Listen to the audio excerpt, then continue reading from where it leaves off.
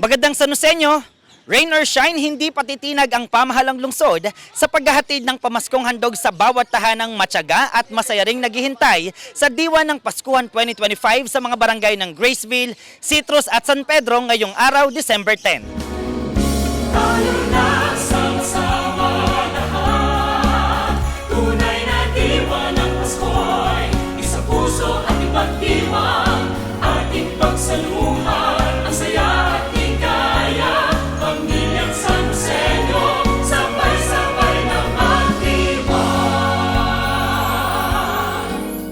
Alas 6 pa lang ng umaga, makulimlim man ang kalangitan, tuloy sa paghahanda ng mga ipapamahagi ang mga kawani ng pamahalang lungsod na binubuo ng mga help desk officers o HDO, volunteers at mga kawani sa patuloy na pag-arangkada ng Paskuhan 2025. Ang mga kawani naman ng pamunuang barangay, maaga pa lang din ay sinikap na maisaayos ang pila ng mga upuan ng bawat tahanan sa kanilang nasasakupan para sa kaayusan ng pamamahagi ng mga biyaya. Mga Sanusenyo naman kasi mula sa Barangay Graceville, Citrus at Barangay San Pedro ang inikutan ng mga lider at mga kawani ng pamahalang lungsod sa pangunguna pa rin ni na Mayor Ate Rida at Congressman Arthur Robes upang ihatid ang mga pamaskong handog sa mga Sanusenyo sa ika-10 araw ng Paskuhan 2025. Kahit inabot man ng ambon at may hinang ulan, ang buong team joint first pa rin. Asa 9 years na nag-ano ako dito, siyempre para sa kasiyahan ng mga tao. Sa natin, Sanusenyo natin, dahil alam mo naman, itong kaligayahan nila, kaya nga iba talagang nag-ano sila ng stab para makakuha ng Paskuhan taon-taon. Kami rin naman masaya Talagang kasi para to sa mga tao ni Mayor, pamasko ni Mayor. Kaya kahit umulan, talaga go pa rin po kami. Patuloy rin sa pamamahagi ang team dahil anila ang kasiyahan ng kanilang kapwa Sanusenyo sapat na regalo ngayong Pasko. Yun, maulan. Pero kahit maulan, maligaya yung mga tao na nabibigyan natin ng mga aginaldo ng ating butihing mayor, Ate Rida Robes. Saya naman nakapaglilingkod sa ating bayan. Tuloy-tuloy ang trabaho natin, hindi hinto hanggat di po natatapos ang bigayan dito sa Barangay San Pedro. Hindi hinto, umulan umaraw.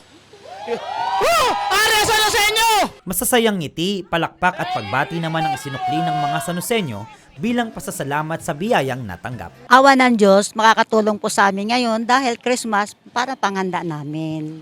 Thank you po kay Mayor at sa inyo, kay Congressman. At hindi po mga senior, mga ordinaryong tao or mahihirap at kahit na po umuulan, ay nagsisikap po sila na magbigay sa amin. Thank you po talaga. Malaking tulong ninyo sa amin. Maraming salamat po. Salamat po kami sa mga ibinigay na pamasko sa amin at ako po ay nagpapasalamat din sa mga biyayang darating sa amin. Lagi, yun po, sa mga tulong po na ibinigay sa amin, sa mga senior, salamat din po. Merry Christmas po, Happy New Year, Mayor. Maraming salamat po at sa mga biyaya namin tinatanggap sa iyo. Nawa pa, Mayor, bigyan kayo ng kalakasan, magandang kalooban, na marami pa kayong matulungan dito sa San Jose del Monte. Sa lungsod ng San Jose del Monte, ang mga biyayang natatanggap ng mga Sanusenyo ngayong Kapaskuhan hindi nangangailangan ng anumang balik o sukli dahil para sa mga taong kabahagi ng Paskuhan 2025, sapat na sa kanila ang pangunawa, pasasalamat at ngiti ng bawat tahanang iniikutan nila sa kanilang pamamahagi. Merry Christmas po, pamilyang Sanusenyo! Merry Christmas, pamilyang Sanusenyo! Merry Christmas, pamilyang Sanusenyo! Para sa Balitang Sanusenyo, ako si Jello Darantinaw, Public Information Office. Yan ang mga kaganapan at detalyeng dapat alam mo sa Sanusenyo. Para sa napapanahong balita at impormasyon, doble aksyon at solusyon, mag-subscribe na sa official social media pages ng Pamahalaan Lungsod ng San Jose del Monte, Bulacan.